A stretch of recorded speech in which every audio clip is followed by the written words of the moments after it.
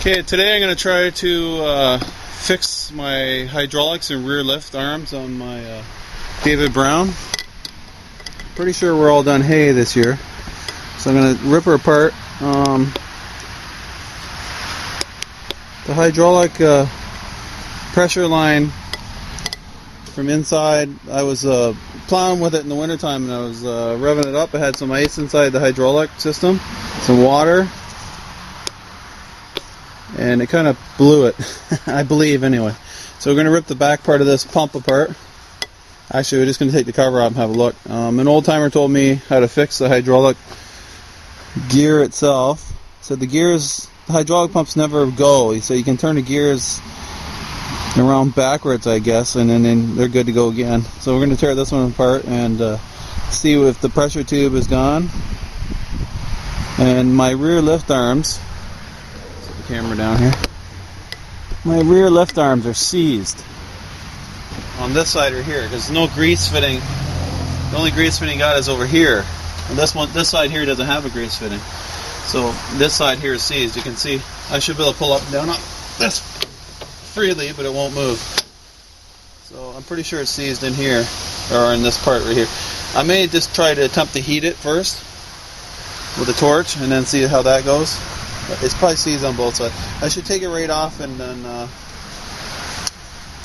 tear it apart. It's probably full of water. This tractor sat outside a long time, and I, should be put in the barn. But we'll have a go at it and see what it's like. Okay, after removing the side, I think you call it an adjustment cover, because there is an adjustment here. You can see all the corrosion in there. Kind of rust, and it's from condensation. This tractor sits outside, I said it before, sits outside too much of the year. Anyway, it's all rusted up inside here a little bit. So I'm pretty sure I'm going to have to take this unit off. I was going to try to heat it up right here first on the tractor, but the battery's right here, and we got, leftover hay stuff, and I don't want to catch that on fire. So I think I'm just going to remove it right off the tractor, and I can determine if it's this side that's seized up on the lift bar, or this side, or a combination of both. So we'll do that and we'll go from there. Okay, the 4 bolts on this side of the lift arms, pivot point, I'm not sure what you call it, they're screwed into the block, well, the back of the tranny, anyway, differential, whatever. You're going to leave your tractor apart for any length of time, and if you got kids around, I suggest you pick your stuff up, don't leave it on the tractor like that. Okay, and the 4 bolts on this side go straight through and have nuts on the other side. So you'll have to remove them. And you can't really see it. There's 4 big nuts on this side. So remove those. And I believe you have to take the 2 nuts off of here. This control lever right here, there's a setting. Don't worry about that right now. Take them off. Okay, I need to correct myself again. There are 4 bolts. Actually, there's 6 bolts on the left side of this. 2 bottoms screw right into the rear differential housing. The 2 top ones have a nut and a bolt, and these 2 right here, which are 24mm head, they have a nut and a bolt. But the nut and the bolt go on these 2 center ones, goes right through to the control valve. One of the control valves for the bucket and the rear lift. So you can see those 2 right there, those 2 big ones. Remove those 2 bolts and nuts. Okay, the 2 center bolts are really long, so you have to take them out. But as you can see, as I loosen it off, dripping out of the bottom of my rear 3-point hitch lift ram, there's water coming out. I'm not too happy about that. Okay, remove the other bolt. Okay, with all that disconnected, you should be able to pry it off the housing. If not, use a hammer. Well, not quite like that, but but you see all the water was in there. You can never keep the water out if your equipment's sitting outside. I don't care how new it is, you're going to get friggin' crap in it. Water's going to get inside your tractor. I know this, but I can't. Well, I'm going to have to work on my barn. I need to put this equipment inside. before it gets any worse. But you can see now, the housing fell off. That thing was right full of water, the bottom of that ram. And some hydraulic fluid. But anyway.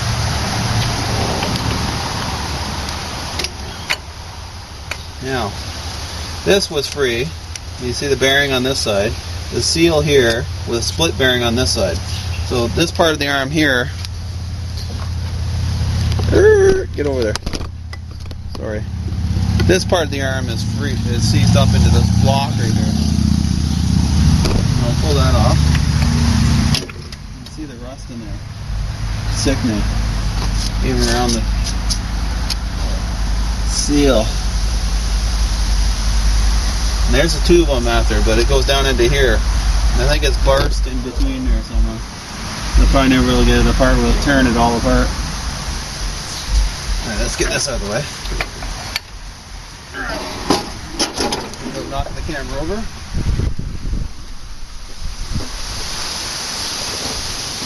going to put this thing right there. It's got a lot. Right spot right there. Okay, so you can get a close up of this. And you can see all the shit, water and milk at the bottom of that ram. Right under here is the piston, or the hydraulics. And you can see the gunk. I cleaned this out like 2 years ago.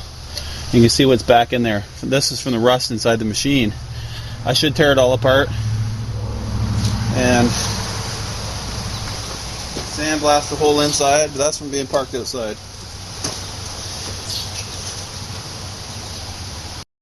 Okay, you can see in all this. This was cleaned 2 years ago.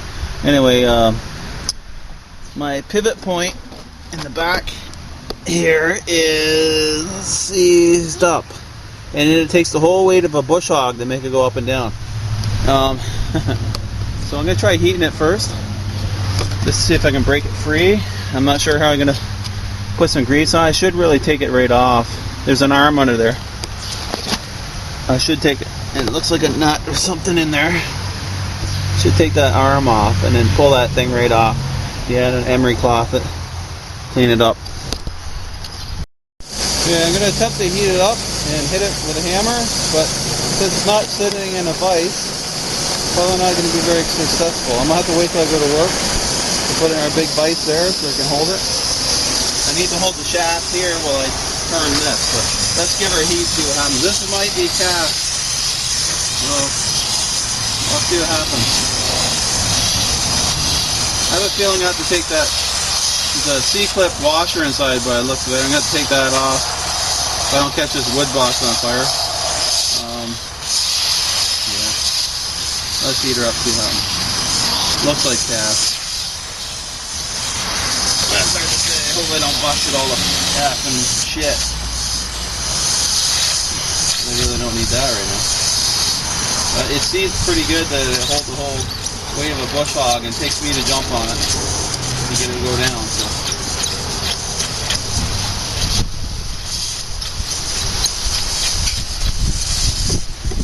Grease action going through there.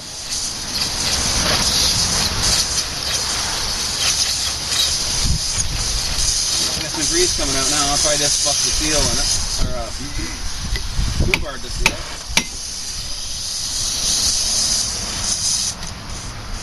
I would say that's what I done. No, it's not heated anymore. See what happens. Doesn't matter. It's no good the way it is. So.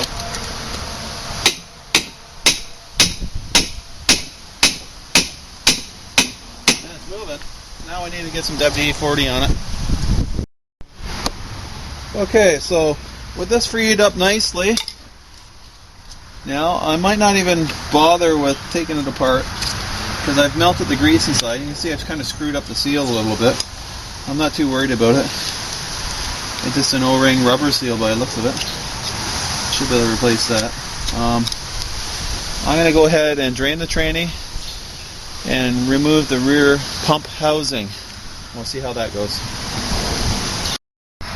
Okay, so an old hydraulic bucket. I'm going to find the right size here. I'm going to pull that drain plug out of there. I had that pickup. The pickup's right under here with a. This one's got a screen in it, and that's been cleaned last, well, be a couple more years. A couple years ago, I guess. So what we're going to do is pull the plug out, drain the tranny, try to keep the fluid from going all over the place. It holds about, I can't remember, 16 to 18, I think it's 18 liters hydraulic fluid in this tranny. So we're going to go ahead and drain that out, and then we'll be able to take the back pump housing off.